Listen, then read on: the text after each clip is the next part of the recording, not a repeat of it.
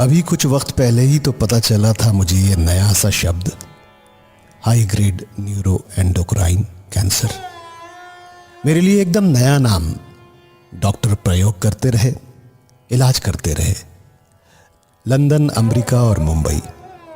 मैं इसी नई बीमारी के प्रयोग का हिस्सा बन गया था। डॉक्टर्स ने तो सांत्वना भी दी थी कि मैं ठीक हो जाऊंगा।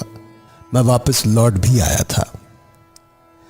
मैं तो एक तेज रफ्तार दौड़ती ट्रेन पर सवार था, जहां मेरे सपने थे, प्लान थे, महत्वाकांक्षाएं थी, उद्देश्य था।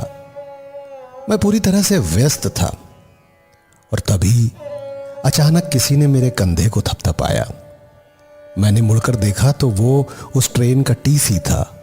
उसने कहा, आपकी मंजिल आ गई है, उतर जाइए। मैं हक्का बक्का सा जैसे झटका लगा हो। सोचने लगा, मेरी मंजिल आ गई है? नहीं नहीं, मेरी मंजिल अभी नहीं आ सकती। अभी 53 साल 3 महीने और 22 दिन ही तो हुए हैं और अभी तो अम्मी उतरी थी पिछले स्टेशन पर, और मेरा स्टेशन पर इतनी जल्दी? नहीं नहीं नहीं, ये नहीं हो सकता। लेकिन उसने कहा, नहीं, यही है आपकी मंजिल, आपको यहीं उतरना है और आपका सफर यहीं तक। हैरतों के सिलसिले सोज निहा तक आ गए। हम नजर तक चाहते थे, तुम तो जहां तक आ गए। जिंदगी ऐसी ही होती है। आप सोचते कुछ और हैं और जिंदगी में होता कुछ और है। मीलों लंबी प्लानिंग, अगले पल का पता नहीं।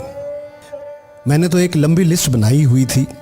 इसमें बॉलीवुड था, हॉलीवुड था, फ्रेंच सिनेमा था, life of pi, slum dog millionaire, Jurassic world namesake थी। अभी हाल ही में तो एवेंजर्स का स्टार रफेलो मिलने आया था एक नए प्रोजेक्ट के बारे में बात करने। बॉलीवुड में अंग्रेजी मीडियम हाल ही में रिलीज हुई थी। लॉकडाउन में अभी हॉटस्टार पर आ भी गई थी, लेकिन सब रह गया। कल जब मुझे बहुत तेज दर्द हुआ तो पहले तो लगा कोरोना तो नहीं है, पर तेज दर्द से पिछले 2 सालों से मैं वाकिफ था। अब तक मैं दर्द को जान गया था और अब मुझे उसकी असली फितरत और तीव्रता का पता रहता था। दर्द में वैसे भी दिमाग काम नहीं करता है, न किसी तरह की हौसला अफजाई, न कोई प्रेरणा। पूरी कायनात उस वक्त आपको एक सी नजर आती है, सिर्फ दर्द और दर्द का एहसास, जो ईश्वर से भी ज्यादा बड़ा लगने लगता है। जैसे ही मैं हॉस्पिटल के अंदर जा रहा था, मैं खत्म हो रहा था, कमजोर पड़ रहा था, उदासीन हो चुका था और मुझे किसी चीज का एहसास नहीं था। लेकिन मन नहीं मानता। दर्द के बीच में भी यही उम्मीद की लौ जलती है। लगता है कि बस चंद पल बाद लौटना है। जिंदगी और मौत के खेल के बीच बस एक सड़क होती है। अस्पताल की निराशा के उलट सड़क पार जिंदगी मुस्कुराती दिखती है। हॉस्पिटल में निश्चिंतता कहाँ होती है? नतीजे का दावा कौन कर सकता है इस दुनिया में? केवल एक ही चीज निश्चित है और वो है अनिश्चितता। मैं केवल इतना कर सकता था कि अपनी पूरी ताकत से अपनी लड़ाई लड़ूं। मैं लड़ा भी, लेकिन मौत यूं धोबी पछाड़ मारेगी ये पता नहीं था।